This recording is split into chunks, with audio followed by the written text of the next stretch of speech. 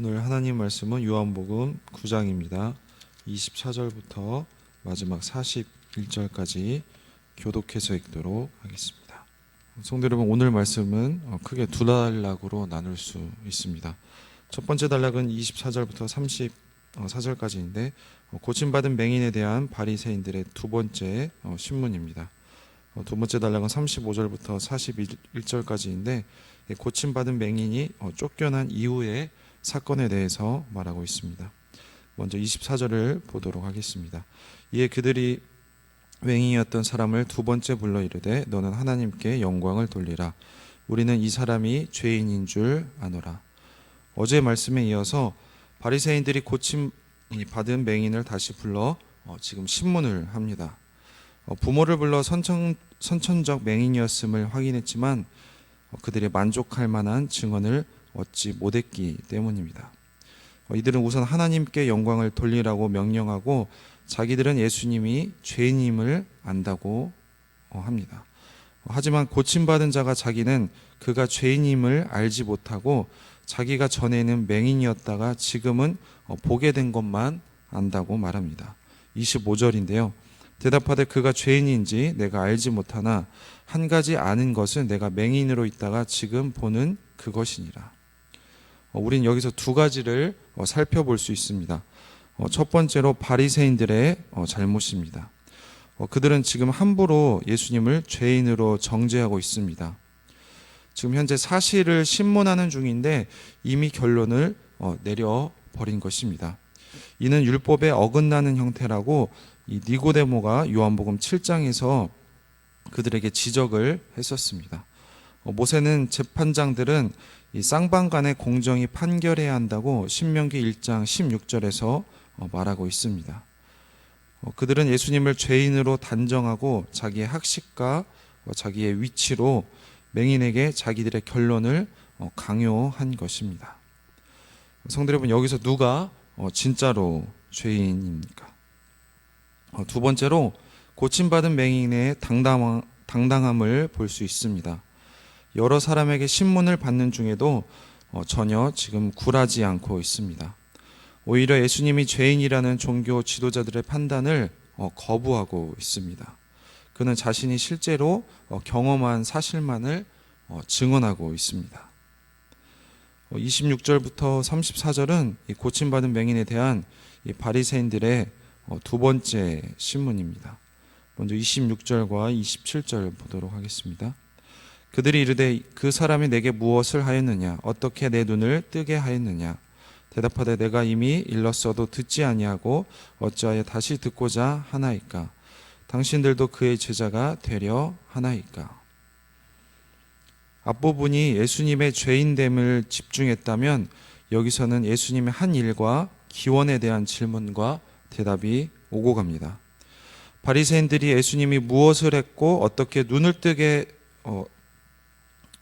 했는지 묻자 고침받은 자가 이미 말했는데 왜 자꾸 묻느냐고 합니다. 그러면서 혹시 그의 제자가 되려는 것은 아니죠? 라고 묻습니다. 28절과 29절을 보면 그들이 욕하여 이르되 너는 그의 제자이나 우리는 모세의 제자라. 하나님이 모세에게는 말씀하신 줄을 우리가 알거니와 이 사람은 어디서 왔는지 알지 못하노라. 자기들은 모세의 제자라고 욕하고 소리를 지릅니다. 그러고는 모세의 기원은 알지만 예수님의 기원은 알지 못하기에 인정할 수 없다고 말합니다. 이에 고침받은 자가 맹인의 눈을 뜨게 한 자의 기원도 모르냐며 하나님은 이 죄인의 말을 듣지 않으시는데 맹인의 눈을 고친 자가 죄인이라고 할 수 없지 않느냐라고 반문을 30절과 31절에서 합니다. 그 사람이 대답하여 이르되 이상하다. 이 사람이 내 눈을 뜨게 하였으되 당신들은 그가 어디서 왔는지 알지 못하는도다. 하나님이 죄인의 말을 듣지 아니하시고 경건하여 그의 뜻대로 행하는 자의 말을 들으시는 줄을 우리가 아나이다. 그렇게 말하자 바리새인들은 34절에서 내가 온전히 죄 가운데서 나서 우리를 가르치느냐고 말하고는 그 사람, 고침받은 맹인을 쫓아냅니다. 여기서 우리는 종교 지도자들의 빈약한 논리를 볼 수 있습니다. 그들이 예수님을 인정할 수 없는 것은 모세와 다르게 그의 기원을 알 수 없기 때문이라고 합니다. 그러나 예수님은 계속해서 자기 기원을 하나님이 보내신 것으로 요한복음 8장 14절에서 계속해서 소개해 왔습니다. 그들은 예수님의 증언을 전혀 듣지 않았던 것입니다.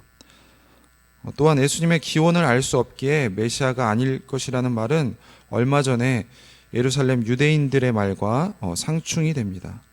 그들은 그때 어디서 오는지 알 수 없는 자가 메시아라고 말했습니다. 결국 그들 모두 메시아에 대한 온전치 않은 기준으로 예수님을 판단하고 있는 것입니다. 아울러 이 바리새인들은 성경을 잘 아는 지금 모세의 제자라고 자부하고 있지만 예수님의 제자라고 비난했던 이 맹인보다 예수님에 대해서 더 모르고 있습니다.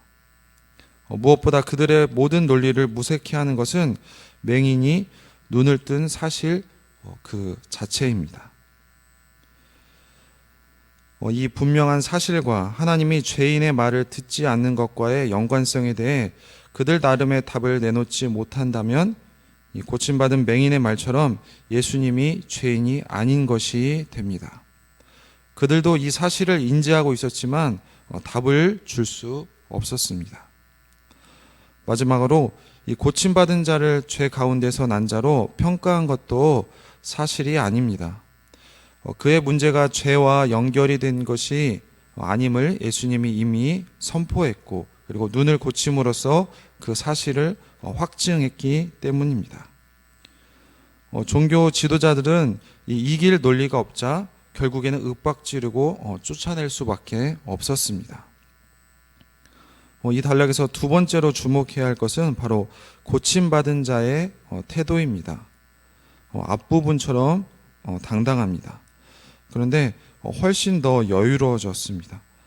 심지어 바리새인들을 놀리기도 합니다. 혹시 예수님의 제자가 되려는 것은 아니죠? 그리고 왜 모르지? 이렇게 말을 하고 있습니다.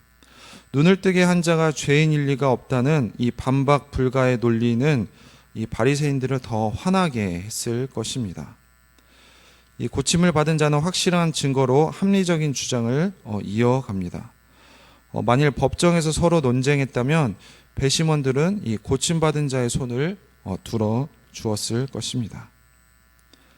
그렇기에 예수님은 절대로 죄인이 아님이 증명이 된 것입니다. 예수님은 선지자이며 하나님의 뜻을 행하기 위해 보내신 자, 곧 메시아라는 것을 이 단락에서 우리가 알 수가 있습니다. 계속해서 35절부터 38절까지입니다. 예수님께서 그들이 그 사람을 쫓아냈다 하는 말을 들으셨더니 그를 만나사 이르시되 내가 인자를 믿느냐 대답하여 이르되 주여 그가 누구시오니까 내가 믿고자 하나이다. 예수께서 이르시되 내가 그를 보았거니와 지금 너와 말하는 자가 그이니라. 이르되 주여 내가 믿나이다 하고 절하는지라. 고침받은 맹인이 바리새인들에게 쫓겨났다는 말을 듣고 예수님이 그를 만나는 장면입니다. 예수님이 인자를 믿느냐고 묻자 그는 주여라는 호칭과 함께 그가 누구인지 자기가 믿으려고 한다고 말합니다. 이에 예수님이 지금 말하고 있는 자라고 말하자 그는 주여라고 말하고 믿음의 고백과 함께 절을 합니다. 이 장면은 맹인의 치유 사건의 감동적인 절정입니다. 여기서 예수님의 사랑을 우리가 알 수 있습니다. 이 맹인이 초청하지도 않았는데 그를 고친 것은 바로 예수님의 긍휼 때문이었습니다. 종교 지도자들에게 핍박받고 쫓겨난 이야기를 듣고 그를 직접 찾아가 만나주신 것도 바로 예수님의 긍휼입니다. 고침받은 맹인을 위로하고 그에게 자신을 계시함으로써 참된 믿음으로 인도하고 계십니다. 그 사람은 예수님의 말과 치유를 통해 자신과 하나님과 사람들에 대한 관점이 바뀌었지만 예수님에 대한 믿음을 고백하지 못했습니다. 눈을 뜬 이후에 예수님을 다시 만난 적이 없었습니다. 그런데 이제 예수님이 먼저 찾아오셔서 자신을 드러내어 그의 신앙 고백과 경배의 삶을 시작하도록 이끌어 주신 것입니다. 이제 맹인은 본격적으로 예수님 안에 거하는 자가 된 것입니다. 이 모든 것이 바로 예수님의 사랑과 은혜의 결과입니다. 사랑받은 자가 어떻게 변하는지 우리가 알 수가 있습니다. 그가 종교 지도자들 앞에서 당당히 예수님 편에 선 것입니다. 이는 베데스다에서 38년 된 병을 고침받은 자와 다른 반응입니다. 예수님을 만난 후 믿음의 고백으로 경배한 것도 다릅니다. 이것은 단순히 병 고침의 기적 때문이 아니라 관점의 변화를 수반한 이 회개가 예수님에 대한 믿음의 고백으로 이어졌기 때문입니다. 마지막 단락으로 39절부터 41절까지입니다. 예수께서 이르시되 내가 심판하러 이 세상에 왔으니 보지 못하는 자들을 보게 하고 보는 자들은 맹인이 되게 하려 함이라 하시니 바리새인 중에 예수와 함께 있던 자들이 이 말씀을 듣고 이르되 우리도 맹인인가? 예수께서 이르시되 너희가 맹인이 되었더라면 죄가 없으려니와 본다고 하니 너희 죄가 그대로 있느니라. 고침받은 맹인을 중심으로 한 이야기가 마무리가 되고 예수님과 종교 지도자들, 그러니까 바리새인 간의 대화가 진행됩니다. 예수님이 심판하러 왔는데 보지 못하는 자들을 보게 하고 보는 자들은 맹인이 되게 하기 위함이라고 말하고 있습니다. 그러자 옆에 있던 바리새인 중 어떤 이가 우리가 맹인 아니지라고 말한 물음에 그들이 맹인이면 죄가 없지만 본다고 말했기 때문에 그 죄가 그대로 있다고 말하고 있습니다. 이 단락은 상징과 역설이 담겨 있는 대화입니다. 먼저 예수님이 현재 심판 사역을 언급한 것은 여기가 처음입니다.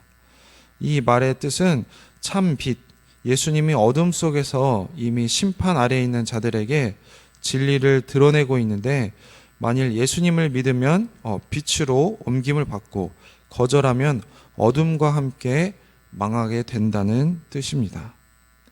예수님은 멸망 속에 있는 자에게 구원의 길을 비추는 이정표와 같습니다. 문제는 바로 사람들이죠. 어둠에 있으면서 빛을 보고 있다고 착각하면서 참 빛을 못 보는 맹인이 되어 망하지만 그 어둠을 자각하고 빛으로 오면 눈을 뜬다는 것입니다. 이 고침받은 맹인은 육체적인 눈과 함께 영적인 눈도 떴지만 이 종교 지도자들, 이 바리새인들은 영적 눈을 뜨지 않으려고 하기에 어둠 속에서 망하게 될 것입니다.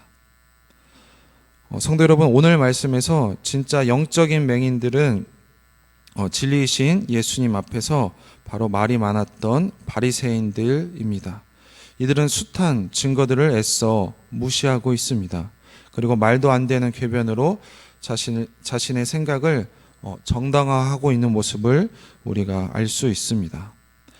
그 악순환은 점점 올바른 판단과 생각을 가로막고 자기 착각과 자기 최면의 늪으로 빠져 들어갑니다.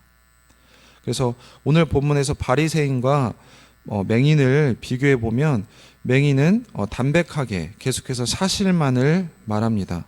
이 눈뜬 맹인의 말에는 과장이나 수식어가 없습니다. 그는 자신에게 벌어진 일만을 담백하게 말하고 그 경험으로 유추할 수 있는 가장 상식적이고 자연스러운 결론을 제시하고 있습니다. 자, 이렇게 말하는 데는 많은 배움도 필요 없고 긴 시간도 필요 없습니다. 이 열린 마음과 정직한 마음만 있으면 누구에게나 가능합니다.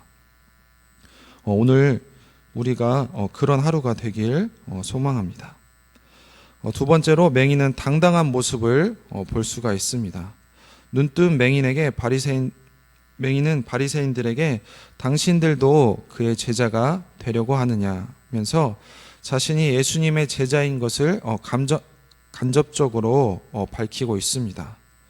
그리고 그럴 의도가 없는 것을 알면서도 비판하듯 바리새인들에게 이 질문으로 지금 도전하고 있습니다.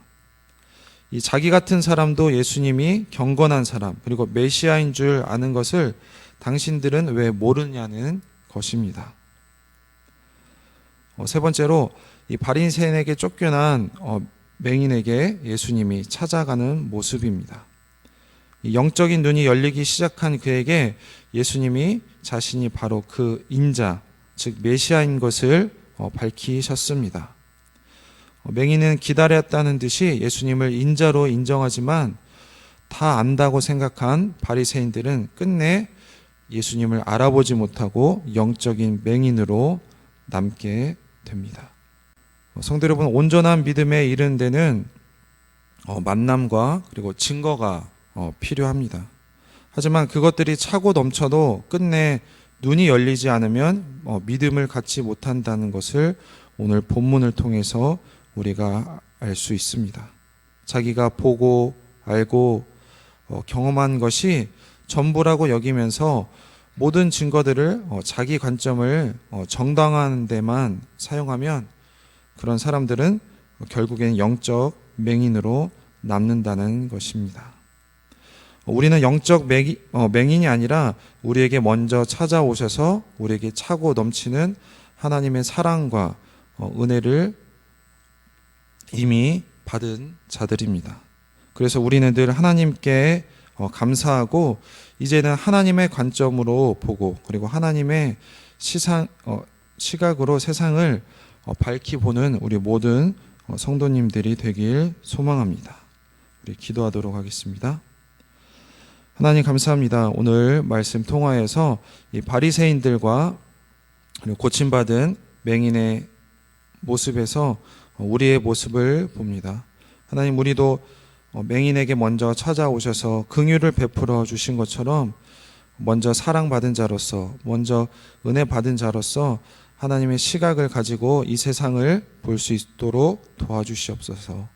하나님 또한 바리새인들처럼 증거가 차고 넘침에도 불구하고 모든 증거들을 자기 관점을 정당화하는데 그런 우를 범하지 않고 앞에서 정직한 마음과 열린 마음으로 우리를 뒤돌아보는 우리가 될 수 있도록 도와주시옵소서. 하나님, 이제 명절 마지막입니다. 돌아오는 모든 성도님들 안전하게 돌아올 수 있도록 도와주시옵고 이 마지막 날 가족들과 더 깊은 교제를 통해서 하나님을 만나고 하나님의 사랑을 전하는 그런 모든 성도님들이 될 수 있도록 도와주시옵소서. 감사드리며 예수님 이름으로 기도했습니다. 아멘.